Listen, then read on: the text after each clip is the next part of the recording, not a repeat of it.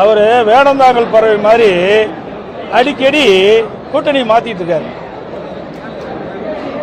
வேடந்தாங்கல் தான் பறவை அந்த ஏரியில் தண்ணி நிரம்பி இருக்கும்போது வரும், தண்ணி வத்தினா போயிடும், மறுபடியும் தண்ணி வரும்போது வரும். அப்படி ஒவ்வொரு தேர்தலையும் கூட்டணி மாறி மாறி வச்சுட்டு இருக்கிறதுக்கு பதில் சொல்ல வேண்டிய அவசியம் இல்லை. அது மட்டும் இல்லை, பெரியவர் ராமதாஸ் அவர்கள் ஒரு பேட்டியில் கொடுக்கும்போது பாரதிய ஜனதா கட்சிக்கு எவ்வளோ மார்க் கொடுக்குன்னு சொன்னார். 0 கொடுப்போம்னாரு. இப்போ அந்த கட்சியில் போய் இணைஞ்சு அவருடைய வேட்பாளர் வெற்றி பெற சொல்றாரு. ஒவ்வொரு தேர்தலையும் ஒவ்வொரு கட்சி ஆதரிக்கிற கட்சி தான் பாட்டாளி மக்கள் கட்சி. அவையும் சொல்லிட்டா நாங்கள் என்ன பண்ணுறது? ஏங்க இதான் மாறி மாறி கூட்டணி வச்சுக்கிட்டு தான் இருக்கிறாங்க.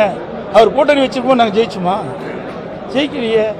2019 அவரோட கூட்டணி இருந்தது, 2021 அவரோட கூட்டணி இருந்தது. எங்கே நாங்கள் வெற்றி பெற்றோம்? ஆக அதிமுகவை பொறுத்த வரைக்கும் கூட்டணி நம்பி இல்லை. கூட்டணி கட்சிகள் வந்தால் வரவேற்போம். அதே நேரத்தில் கூட்டணி கட்சி வரலாலும் எங்களுடைய சொந்த பலத்தில் நிறைய திட்டங்களை நாட்டு மக்களுக்கு செஞ்சிருக்கிறோம். 50 ஆண்டு காலத்துக்கு மேலாக என்னுடைய கட்சி துவங்கப்பட்டு பொன் விழா கண்ட கட்சி, 30 ஆண்டு காலம் ஆட்சி புரிந்த கட்சி. அதிமுக ஆட்சி காலத்தில் தான் தமிழ்நாடு ஏற்றம் பெற்றது, உயர்ந்த நிலைக்கு வந்தது. இந்தியாவிலேயே இன்னைக்கு முதன்மை மாநிலமாக விளங்குவதற்கு அடித்தளம் வழங்கியது அதிமுக கட்சி. அதனால அதிமுக அரசாங்கம், அதனால கூட்டணி நம்பி தான் நாங்கள் கட்சி நடத்தல.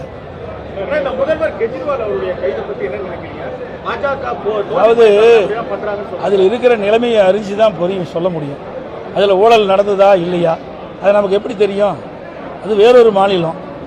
அந்த மாநிலத்தில் என்ன நடந்தது என்று முழு விவரம் தெரியாத எந்த கருத்து சொல்ல முடியாது. நாளைக்கு ஏதாவது ஒரு கருத்து சொல்லி அவர் ஏதாவது அங்கே ஏதாவது ஒரு தவறுகள் நடந்திருந்தாலோ இல்லையோ, தவறு நடந்திருந்தா தவறு, தவறு நடக்கலைன்னா தப்பு, அரெஸ்ட் பண்ணுது.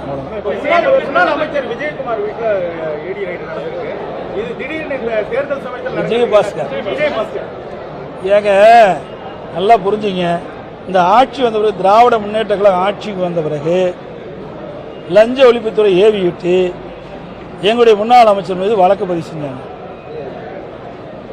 நாங்கள் ஆட்சியில் இருக்கும்போது மத்தியில் இருக்கின்ற வருமான வரித்துறை எங்களுடைய அமைச்சரை ரெய்டு பண்ணாங்க. இன்னைக்கு ஒன்றும் புதுசாக வரல. இந்த விழியா திமுக அரசு பதியப்பட்ட வழக்கின் அடிப்படையில் தான் இன்றைய தினம் இந்த ஈடி வந்திருக்குது, வேற ஒன்றும் இல்லை. இதுக்கு காரணம் திமுக தான். இந்த எலெக்ஷன் வந்து உங்க கட்சி சார்பில் பாதிக்கு மேல புதுமுகங்களா நினைக்கிறீங்க, களம் எப்படி இருக்கும்? நீங்க என்ன மாதிரி ஸ்ட்ராட்டஜி பண்ணணும்? எங்க நான் கூட புதுமுகா தான் நின்ன போது 33 வயசுல. ஆமாங்க, புதுமுகம்னா தான் வெளியில் வர முடியும். இப்போ நான் நிற்கும் போது புதுமுகம் தானே. எனக்கு முன்னால் பல பேர் இருந்தாங்களே, என்னோட சீனியர் பல பேர் இருந்தாங்க. அப்போ எனக்கு அந்த வாய்ப்பு கொடுத்தாங்க. அப்படி ஒவ்வொரு கட்சியிலும் அந்தந்த நிலைப்பாடு உண்டு. புதிய புதிய வேட்பாளர் அறிமுகம் செய்கின்ற பொழுது அந்த கட்சி வளர்ச்சி அடையும், மக்கள் எதிர்பார்க்குறாங்க. அந்த அடிப்படையில் எங்களுடைய தலைமை ஆட்சி மன்ற குழு வேட்பாளர் தேர்வு செஞ்சு அறிவிச்சிருக்கு.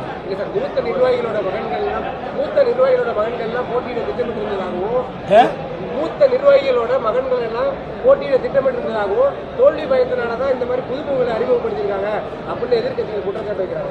நீங்க கற்பனையான கேள்விக்கு நான் என்ன பதில் சொல்ல முடியும்? எங்களெல்லாம் அப்படி இல்லையே. எங்களுடைய முன்னாள் எம்எல்ஏ குமரகுரு நிற்கிறாரு, பவுன்ராஜ் மகன் நிற்கிறாரு, ஜெயவர்த்தன் நிற்கிறாரு. எங்களுக்கு நிற்கிறாங்களே, நிற்கலாம் கிடையாது. யாருக்கு தகுதி இருக்குதோ அதை ஆட்சி மன்ற குழு தான் முடிவு செய்யும். தனிப்பட்ட முறையில் நாங்கள் முடிவு செஞ்சு அறிவிக்கல.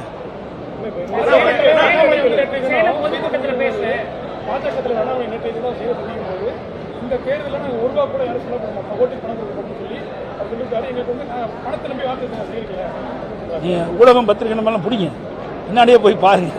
₹1 செலவு பண்ணுவாரா பண்ண மாட்டாரு. ₹1 செலவு பண்ணல டீ கூட குடிக்க முடியாது. ₹1 செலவு பண்ணினா டீ கூட குடிக்க முடியாது. குடி தண்ணீர் கூட ₹12 ஒரு பாட்டில், ஒரு ₹12 ஒரு பாட்டில். இன்னைக்கு பிஸ்லரி வாட்டர் குடிக்கணும், இல்லை பெரிய ஆளுங்க பிஸ்லரி வாட்டர் தான் குடிப்பாங்க. ஆனால் ₹12 ₹15 போட்டு தான் விலை வாங்கி தான் குடிப்பாங்க. அதெல்லாம் ஒரு பத்திரிக்கை செய்திக்காக வர்றதை ஒழிய ₹1 கூட செலவு பண்ண முடியும்னு சொல்றதெல்லாம் தவறானது. அரசியல் சூழ்நிலைக்கு ஏற்றவாறு அந்தந்த கட்சி அந்த தகுதிக்கு ஏற்றவாறு செலவு செய்வாங்க, தேர்தல் செலவு. இன்றைக்கு தேர்தல் ஆணையமே சொல்லியிருக்குது இவ்வளோ ரூபாய் செலவு செய்யணும், அந்த நிர்ணயிக்கப்பட்டிருக்குது.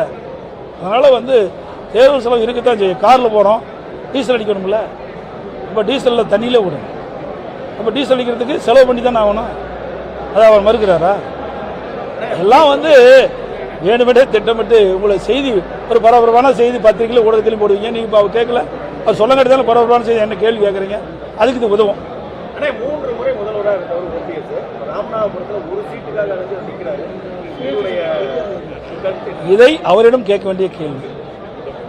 இதை அவரிடம் கேட்க வேண்டிய கேள்வி. என்னிடம் இதை கேட்டால் நான் என்ன பதில் சொல்றது? சேலம் பொதுக்கூட்ட பிரதமர் பேசும்போது அடுத்த 5 ஆண்டு காலம் தமிழ்நாட்டுக்கு ரொம்ப முக்கியமானது, ஊழலை தடுக்கிறதுல கடுமையான நடவடிக்கை எடுக்கும், பிற அரசியல் கட்சிகளுக்கு மிரட்டல் எடுக்கும் வகையில் பேசியிருக்கிறார். பிற கட்சி கிடையாது, ஆளுகின்ற கட்சிக்கு தான் சொல்லுங்க. பிற கட்சி ஆளுது, இங்க யார் ஆளுறாங்க? ஒட்டுமொத்த தமிழ் ஆளுகின்ற கட்சி தானே சொல்ல முடியும். ஆளாத கட்சி எப்படி சொல்ல முடியும்? ஆளுகின்ற கட்சி குறிப்பிட்டு சொல்றாங்க. இந்த ஆட்சி விடியா திமுக அரசு ஆட்சிக்கு வந்த பிறகு கடந்த 3 ஆண்டுகளில் கடுமையான ஊழல், எங்க பார்த்தாலும் ஊழல், ஊழல் இல்லாத இடமே கிடையாது. போதைப்பொருள் விற்பனை, திமுக நிர்வாகிகளே வெளிநாட்டுக்கு போதைப்பொருள் கடத்தக்கூடிய சூழலெல்லாம் பத்திரிகையில் ஊடகத்தில் நீங்க வெளியிட்டீங்க. அப்படிப்பட்ட நிலைமையில இன்றைக்கு தமிழ்நாட்டை காப்பாற்றணும்னா நான் ஏற்கனவே சொன்னேன், இந்த தேர்தலில் அதிமுக வெற்றி பெற்றால் தான் தமிழ்நாட்டை காப்பாற்ற முடியும்.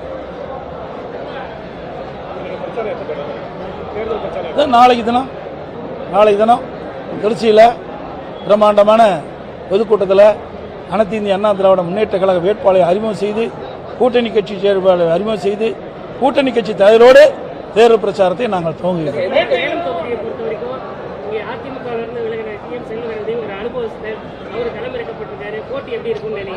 என்ன அனுபவிச்சார்? கட்சி மாறி அனுபவிச்சார். கட்சி மாறினதால் அனுபவிச்சார். இது வந்து பொன்மனச்செம்மல் புரட்சித் தலைவர் எம்ஜிஆர் இந்த கட்சி துவங்கும் போதே தீய சக்தி திமுக சொன்னார். அந்த தீய சக்தி திமுகவோட போய் ஒரு கூட்டு சேர்ந்திருக்காரு. இன்றைக்கு அனைத்து இந்திய அண்ணா திராவிட முன்னேற்ற கழகத்தில் தான் அவர் எம்எல்ஏ அடையாளம் காட்டப்பட்டார். அனைத்து இந்திய அண்ணா திராவிட முன்னேற்ற கழக தொண்டர்கள் நிர்வாகிகள் இரவென்றும் பகலென்றும் பாராமல் ரத்தத்தை வியர்வையாக சிந்தி அம்மாவுடைய ஆணை ஏற்று, தலைமை கழகத்துடைய ஆணை ஏற்று திருச்செங்கோட்டில் உழைச்சி அவரை வெற்றி பெற செய்து அமைச்சராக்கினாங்க. அதுக்கு பிறகு நாடாளுமன்ற உறுப்பினராக்கினாங்க. இந்த கட்சிக்கு மிகப்பெரிய துரோகம் செஞ்சிருக்கார். இந்த துரோக செயலுக்கு நம்முடைய சேலம் மாவட்ட மக்கள், சேலம் நாடாளுமன்ற தோல்விக்கின்ற வாக்காளர் மக்கள் தகுந்த தண்டனை அவருக்கு வழங்குவார்கள். அந்த தண்டனை தோல்வி. நன்றி, வணக்கம். உங்களில் ஒருவனான எடப்பாடி பழனிசாமி பேசுகிறேன்.